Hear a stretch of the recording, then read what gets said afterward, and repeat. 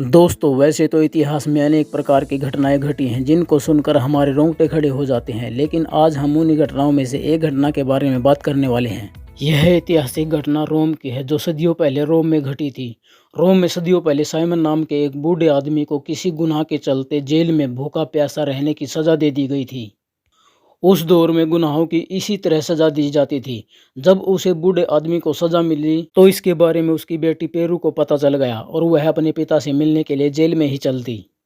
Peru जब पिता से मिलने जेल पहुंची तो उसकी तलाशी ली गई, लेकिन उसके पास कुछ भी ऐसा नहीं मिला जिससे किसी को आपत्ति हो। कई दिनों से भूखे प्यासे पिता को देखकर पेरू से रहा न गया और उसने जेलर की तरफ कमर करके पिता को अपना दूध पिला दिया।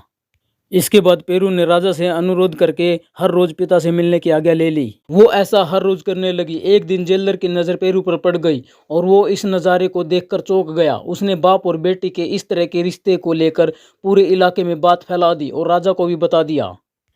किसी भी बेटी को इस तरह पिता को दूध पिलाना वाकई में शर्मसार कर देने वाला लगता है। इस घटना की जैसे ही जानकारी राजा को हुई, उसने पेरू और साइमन को अपने दरबार में बुलाया और उनके रिश्ते पर सवाल उठाते हुए इसके पीछे की वजह पूछी।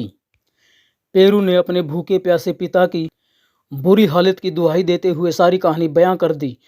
दरबार में बैठे हुए सभी लोग यह कहानी सुनकर चौंक गए और सभी बाप बेटी को कड़ी सजा देने की आवाज़ उठाने लगे।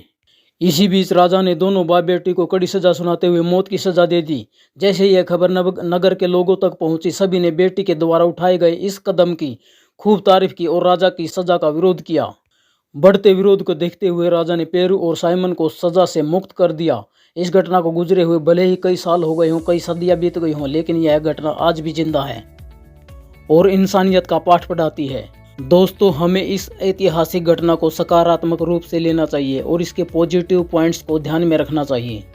दोस्तों, इस ऐतिहासिक घटना के बारे में आप सभी के क्या विचार हैं, आप कमेंट करके बताइए।